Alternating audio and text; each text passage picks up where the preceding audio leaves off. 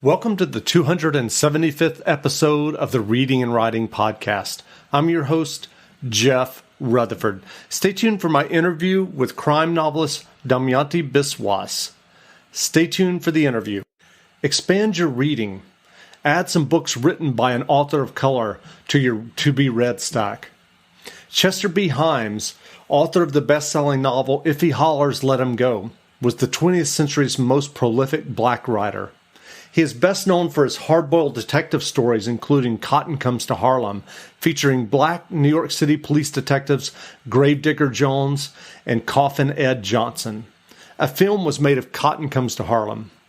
Himes began writing while incarcerated for 7 years in the Ohio State Penitentiary, starting at the age of 19. He later lived abroad in Paris and then in Spain. In 2017, a biography was published, Chester B. Himes, a biography. This episode of the podcast is brought to you by Libro.fm. Libro.fm is the first and only company which lets you purchase audiobooks directly from your favorite local bookstore. You can pick from more than 125,000 audiobooks, including New York Times bestsellers and recommendations from booksellers. You'll get the same audiobooks at the same price as the large audiobook company out there. You know the name. But you'll be part of a different story, one that supports community with your audiobooks purchases. If you're new to audiobooks, they're the perfect way to get more books into your busy life. Listen to audiobooks during your commute, while doing chores, walking the dog, or just relaxing at home. All you need is a smartphone and the free Libro.fm app. If you already love audiobooks and don't know what to listen to next, check out recommendations and curated lists from people who know audiobooks best, your local bookseller.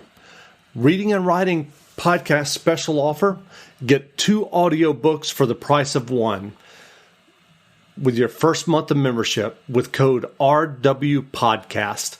That's code RWPodcast for 2 audiobooks for the price of 1 for your first month of membership at Libro.fm. Stay tuned for the interview.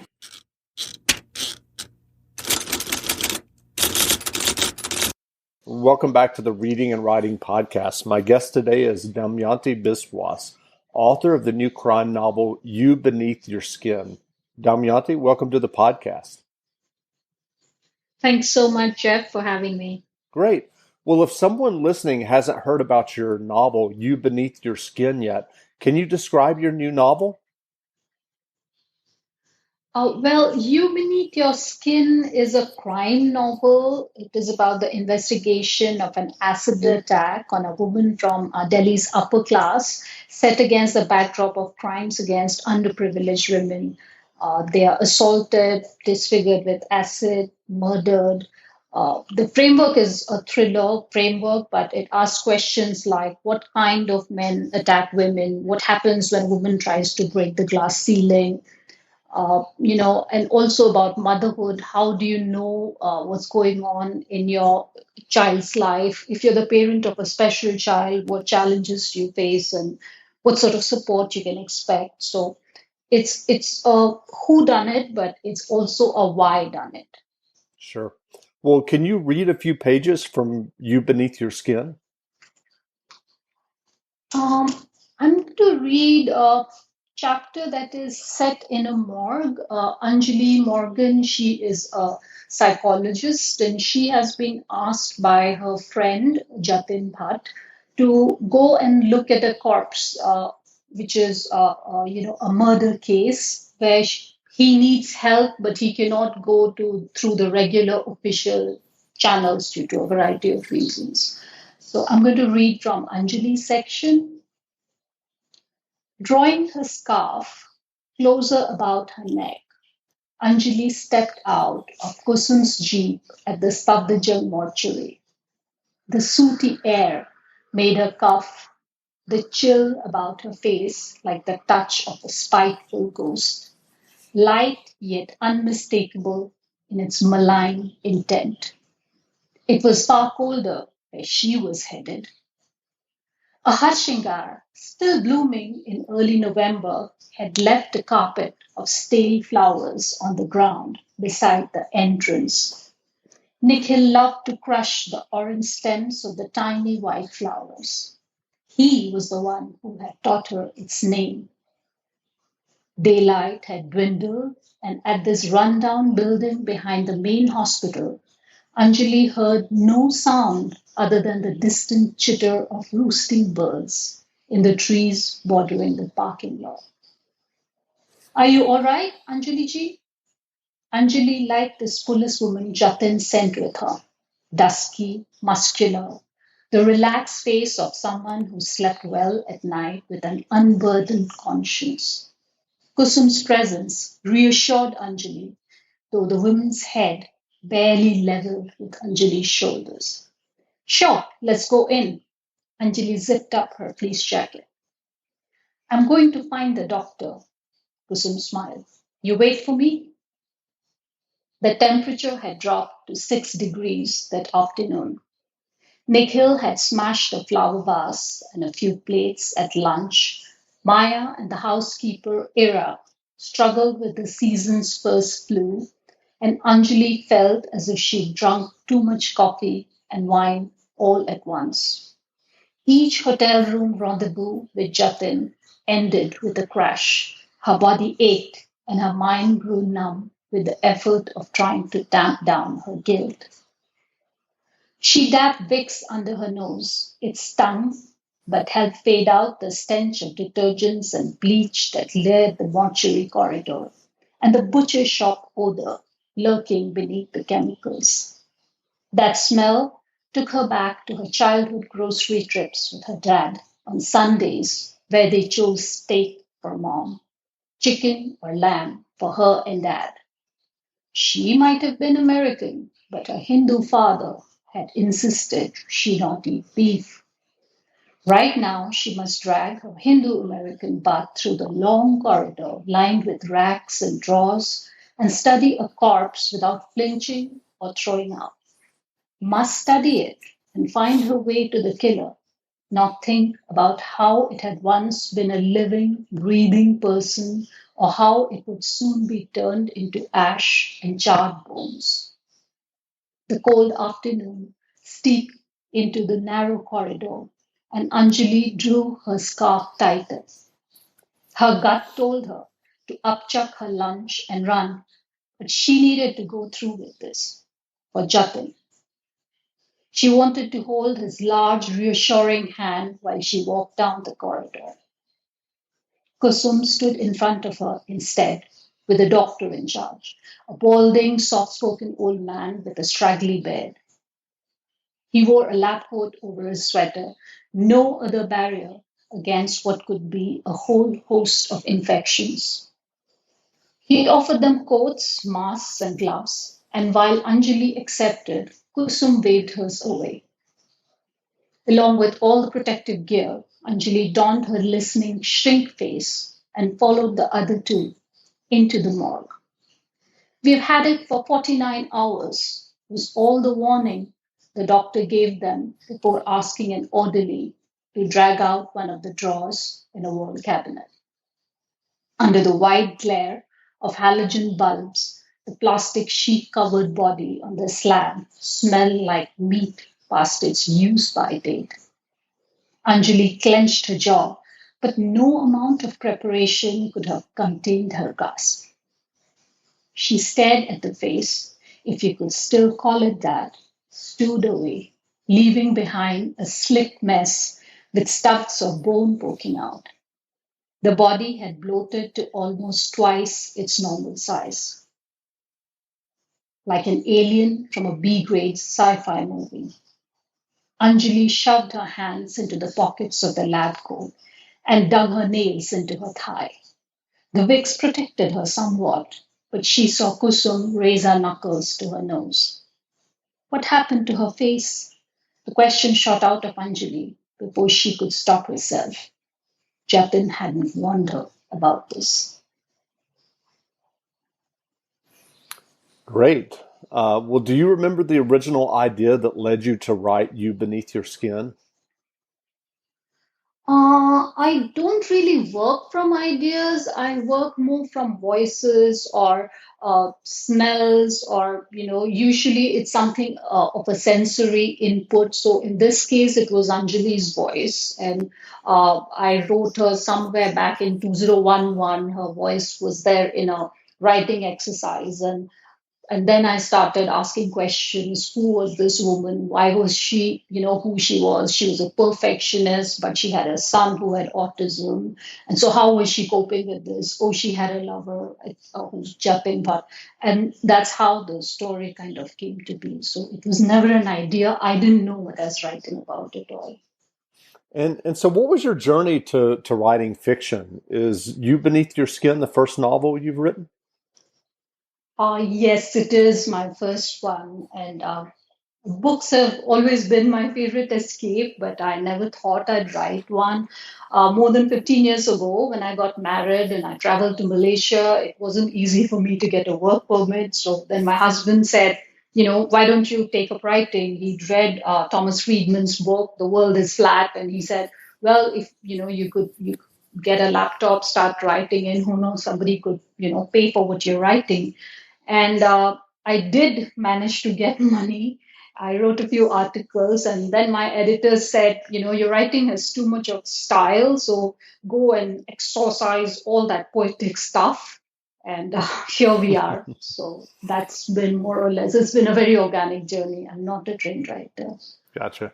And was there something about the crime genre that appealed to you as a writer when you were working on your novel? Actually, I didn't know I was writing crime till someone who read a draft. My mentor from Birkbeck, she said, that's what I was writing. I won a mentorship with the University of Birkbeck. And when she read the novel, she said, oh, you have dead bodies, you have a police inspector, you're writing a crime novel. And at the same time, I was reading In Cold Blood by Truman Capote, and I was so moved by the language, the beauty of how he had written, and the fact that he was able to kind of peel back layers of people, peel back the layers of society, and actually look inside people. I also read books by Kate Atkinson, Tana French, Jodie Picoult, and all of these books kind of made me think of the sort of book I wanted to write, the sort of crime novel, which is not exactly a whodunit. It does have a whodunit element, but it's more of why is a person committing a crime. It's not so much of who is committing the crime. So that's what really interests me. Why do people break rules? Why do they cross that legal, moral, ethical line, if you will? And so the proceeds of your novel will go to Project Y and Stop Acid Attacks. Can you explain the work of these two organizations? Well, Project Y, I started working with them about 12 years ago, but they began in 2000, in the year 2000, with 40 kids who wanted to learn spoken English and a few volunteers. And over the last 20 years, they have grown. They now run 6 after-school support centers, and every year, more than 1,000 children, about 400 women get job opportunities and education through teachers who belong to the community itself. So when somebody donates to the project, they are donating to a sort of organization that works completely within the community. So the teachers, the admin, everything comes from the community. So it's true empowerment.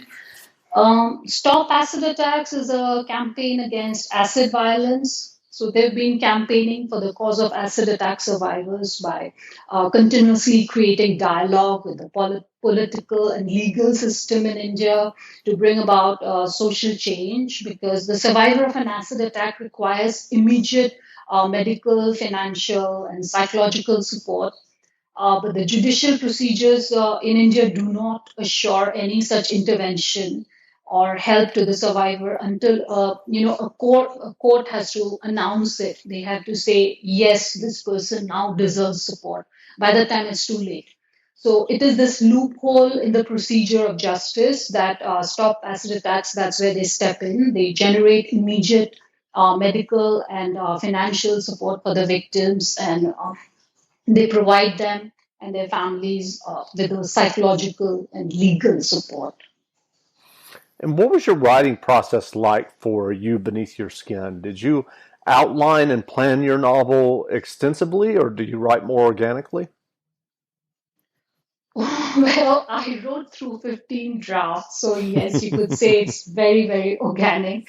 The first few drafts were completely by the seat of my pants, and as I told you earlier, I didn't even know I was writing a crime novel. And but as I had so many points of view, so I realized that my story was very complex because New Delhi is a very complex, multi-layered city. Part of it is in the 21st century, some of it is in the 14th century, and some of it is, the social norms are all over the place. So I needed so many characters to completely flesh it out.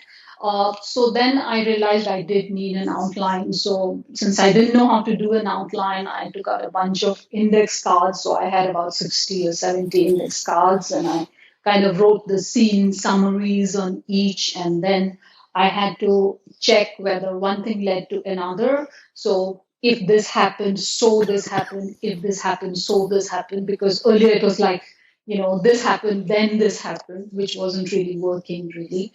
But finally, I'd like to think that I got a structure where as you turn the chapters, you realize that, if you took out one chapter or one scene or even a little paragraph, perhaps, sometimes the entire story would fall apart. So that's how I went into outlining. It was not a deliberate process at all. And so, what's next for you? Or are you planning to write more novels? As it happens, I am. I have an agent, and he has been working with me on my next novel, which is set in Mumbai. It is another crime novel. It's about a bar dancer in Mumbai and a police inspector, and the background is a spree of serial killings that happen throughout the city. So, yes, more fiction. And what advice do you have for aspiring writers who may be listening and are writing their own stories or novels? So I do get asked this question a lot, especially wherever I go and give a talk or at conferences. And one of the first things I ask the person who's asking me the question is, "How long have you been writing?" And if they've been writing like less than 4 months, I'm like, "Do you want to reconsider?" Because it's not all it's or that it's cracked out to be. But if you're here for the long run, I usually say this that writers can measure success in three ways, I feel. One is fame, money, that piece. Another is appreciation from peers and, awards and stuff like that. And the third is, I think, self satisfaction. Uh, it is often not possible to have all three. In fact, that's very, very rare. Very rarely do writers get all of these three, and most writers have two. So it really helps us if we can figure out which of the two that we are willing to make do with. Is it fame and money we want, and with some self satisfaction? Is it, so we kind of figure out that is it which part is it okay that we can let go and not get very depressed about it, because there tend to be a lot of bitter writers sometimes who get very depressed and angry. But it's important to have perspective and figure out why you're doing what you're doing. I mean, why did you get into this writing life? So once you know why you get got into it, so when the low phases come in, you remind yourself of the reason, and then you kind of move on from there. And what books, fiction or nonfiction, have you read recently that made an impression on you and that you would recommend? Um, I read a few books at the same time, and they are wildly different. So I was reading Joka Alharthi's book, The Man Booker Prize winner, Celestial Bodies. set in Oman, and it's a tremendous feat of imagination because it kind of goes through so many different timelines, characters, and social milieu, all of that put together, but done in such a beautiful way that you kind of get completely absorbed into that atmosphere. And it's very, very new to me because, of course, I've never been to Oman. Another is Less by Andrew Sean Greer.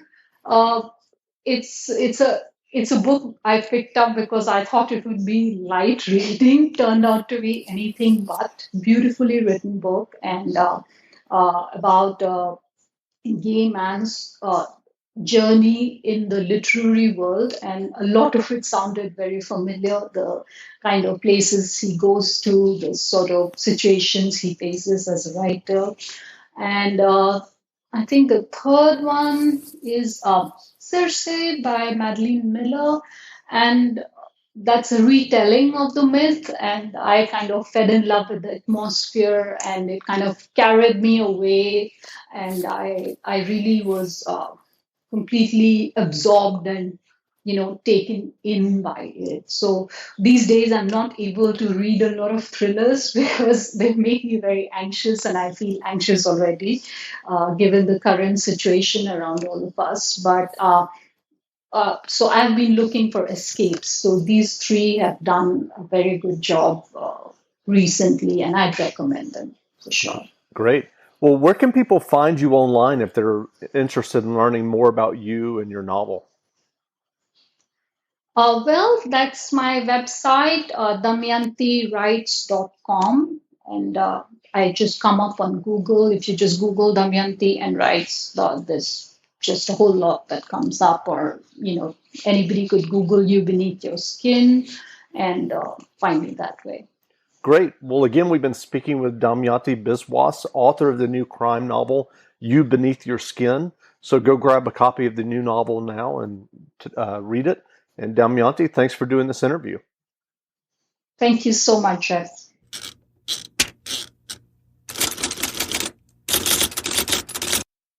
National Geographic's Welcome to Earth, starring Will Smith, is a new 6-part original series coming to Disney Plus December 8th. Smith embarks on a once-in-a-lifetime adventure across the globe alongside some of the world's top explorers. Take a ride through Earth's mind-bending portals and observe the strangest, most unusual spectacles the planet has to offer, some captured for the first time ever. You've never seen the world like this. National Geographic's Welcome to Earth. All episodes streaming December 8th, only on Disney Plus.